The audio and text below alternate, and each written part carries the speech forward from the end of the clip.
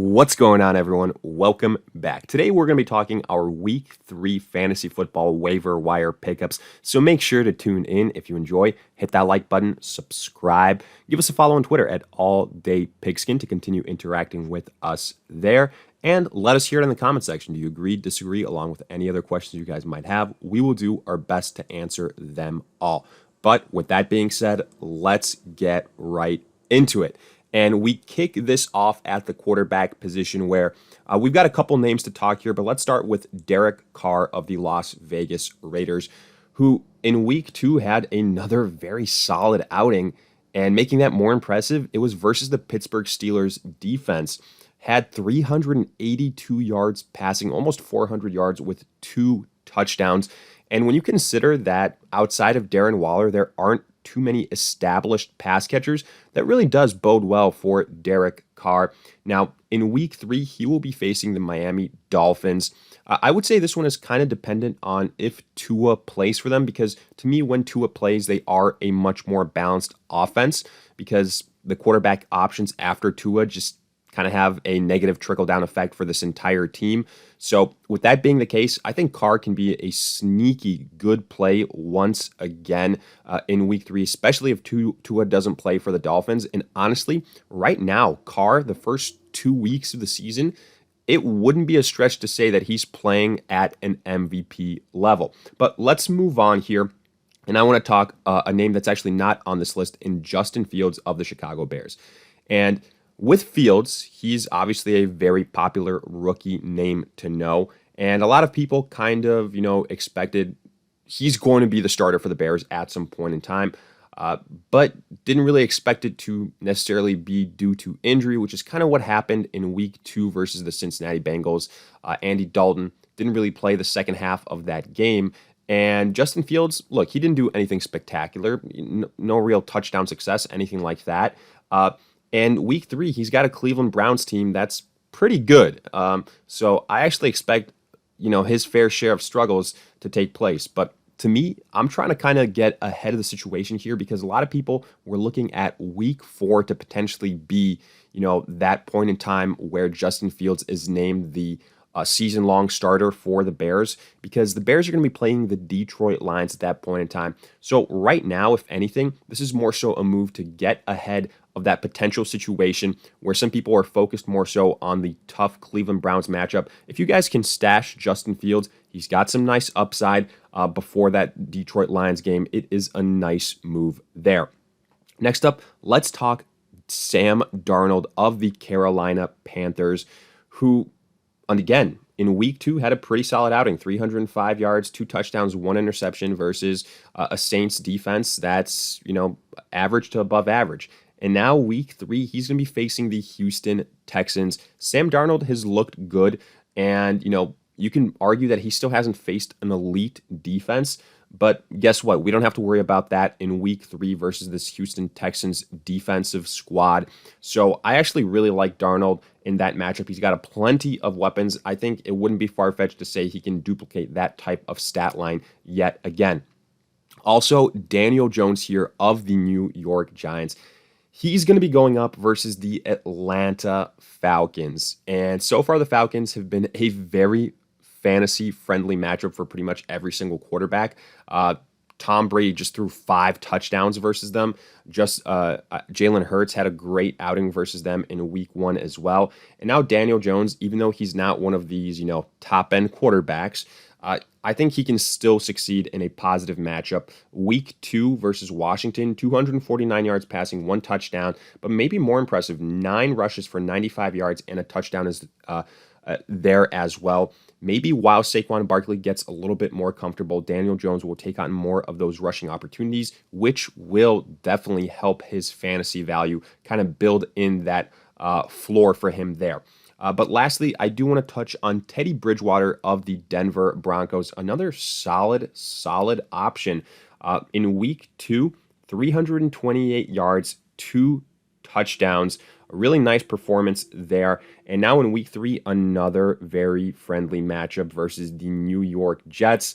And I think Teddy Bridgewater could, again, post a very similar stat line. To me, it's going to really depend on the rushing success for the Broncos because, I think here for Bridgewater, it's going to matter how many touchdowns he converts himself. If the Broncos have a lot of success on the ground, it can kind of take away from the upside, but it doesn't matter. In these type of positive matchups, I would definitely still roll with Teddy Bridgewater. Now, though, however, let's move on to the running back position. Not too many names that I really love here. I'm going to start with J.D. McKissic, who obviously had a huge game versus the Giants. 4 rushes, 10 yards, 1 touchdown. That's not all that great, but obviously the touchdown is 5 receptions, 83 yards. That was nice to see. However, my question is this sustainable? Before you blow, a big chunk of your fab, that's what I would try to decide.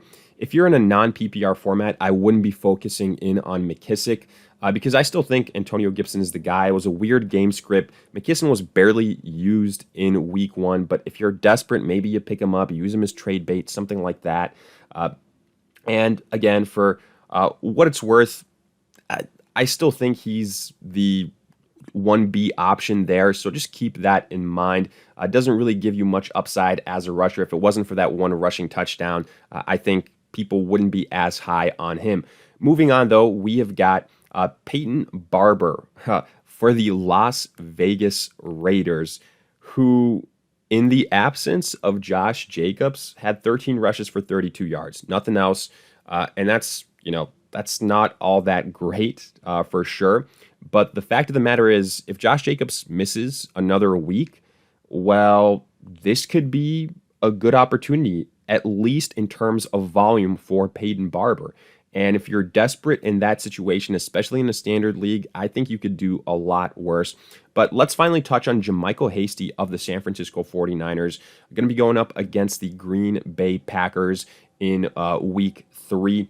Only 5 rushes for 38 yards, but man, right now that San Francisco backfield is an absolute wasteland. So Elijah Mitchell gets banged up. Sermon has 1 carry, gets banged up on that carry. JaMycal Hasty also kind of got banged up in that game, but it could be a situation where he finds himself, the lone man standing. It seemed like his injury wasn't that serious. Same with Elijah Mitchell, but either way, one of these guys is going to be the RB1/RB2 for this run-heavy team. They're going to have an easier matchup versus the Green Bay Packers in week 3, so it's definitely something worth monitoring. But let's take a look at our wide receivers now, where I think there's actually some really, really nice upside here. This is the position that I would be looking at. And first, let's begin with Rondale Moore of the Arizona Cardinals, rookie for the Cardinals. And in week 2, he had 7 receptions, 114 yards, and 1 touchdown. Now, granted, a big chunk of that, 77 yards, and the touchdown was all on 1 play, so keep that in mind. But Rondale Moore is going to be facing the Jacksonville Jaguars defense in week 3. And the thing that I'm most excited about is, I've said it before, Kyler Murray is playing at an MVP level, which means not only is it going to be DeAndre Hopkins that's fantasy relevant, there's going to be other guys here. And Rondale Moore, in terms of targets these first 2 weeks, he has done very, very well in that department, which makes me think that he's going to continue to have opportunities and chances for fantasy success, and especially in week 3 versus the Jaguars. Next up, Cordero Patterson. And this one is really interesting because depending on the league you play in, he has wide receiver and running back designation, so kind of a cheat code there. If you want to list him as a running back, that's fine. Week 2 versus the Bucs. 7 rushes, 11 yards, 1 touchdown. Then as a wide receiver, 5 catches, 58 yards, and a touchdown as well. So, look, the rushing yards, not all that spectacular, but it was versus the Bucs defense. What's worth pointing out is that Mike Davis kind of struggling to be the lead guy for Atlanta, and the separation between him and Cordero Patterson as far as the lead rusher for the Falcons, well, it's not all that high. So essentially what we're saying is Cordero Patterson is creeping up on Mike Davis, and he's a free agent right now. You kind of get a 2-in-1 positional flexibility there. That could be very, very valuable, especially if he continues to be used in the passing game as well. Obviously has experience at that position. The matchup, versus the Giants, not ideal in week 3, but considering the flexibility with this guy, he would definitely be at the top of my waiver wire ad list. Next up, KJ Osborne of the Minnesota Vikings. Week 2, 5 catches, 91 yards, and a touchdown. Had a very nice performance. In week 3, he's going to be facing the Seattle Seahawks. Kind of a depth piece that you add there. He is the number 3 guy on this offense. I do expect Justin Jefferson to get it going as the season progresses, but it's Thielen, Jefferson, and KJ Osborne. Vikings have been very pass heavy. Dalvin Cook a little bit banged up right now, so Osborne could continue to be fantasy relevant in week 3 as well. And then finally, I want to talk James Washington of the Pittsburgh Steelers. And again, a name that you probably won't see in a lot of other places, but this is more so because of what could happen with Deontay Johnson. Injured on the final play for the Pittsburgh Steelers, meaningless play. You hate to see it, but we still don't know the severity of it. Didn't look all that great, however. And if Deontay Johnson misses an extended period of time, well, James Washington just basically inserts himself into that trio of Pittsburgh wide receivers. I don't think he's, obviously not going to have the same upside as Deontay Johnson. That'll either be Claypool or Juju Smith-Schuster, but James Washington is part of that trio and will have fantasy upside. So he's definitely somebody I would be targeting, especially if, the trend for the Deontay injury isn't all that great. Now let's move on to the tight end spot where, again, it leaves a lot to be desired. I'm going to start with Dan Arnold here for the Carolina Panthers, not listed here on the Fantasy Pros rankings as far as waiver wires are concerned, but 3 catches, 55 yards in week 2. And I continue to point to the very nice matchup versus the Houston Texans defense in week 3. I like Sam Darnold in that matchup. I like a lot of the offensive weapons in that matchup. I think it's going to be a high-scoring game. So Dan Arnold, worth the dart throw there. But then finally here, a guy that I'm really excited about at the tight end position, Pat Freiermuth for the Pittsburgh Steelers. And again, this goes back to Deontay Johnson. If Deontay Johnson misses an extended period of time, Freiermuth is the number 1 tight end seemingly for the Pittsburgh Steelers. I think he's going to get more opportunities. And in week 2, he had 4 receptions, 36 yards. Again, not all that amazing, but if you're looking for a waiver wire tight end, I think you could do a lot worse. Now, though, let's switch gears and look at our defenses. And we begin with the Carolina Panthers versus the Houston Texans. And a lot of this has to do if Tyrod Taylor plays. If he plays, I do think that the upside for the Panthers defense is going to be hurt. But if it's not Tyrod Taylor and the Texans have to rely on backup quarterback duties, I really like the Panthers defense, who for the first 2 weeks of the season have actually played very, very well, kind of surprisingly. Moving on, Arizona Cardinals defense versus the Jacksonville Jaguars. Anytime you're playing the Jacksonville Jaguars, I'm going to be taking a chance on that defense. We saw it with the Denver Broncos when they faced them. We saw it with the Houston Texans when they faced them. I like the defenses that oppose the Jacksonville Jaguars offense, point blank. And then finally, the Las Vegas Raiders. We're going to be going up against the Miami Dolphins. And again, this is maybe a little bit of a shot in the dark. It depends with what happens with Tua.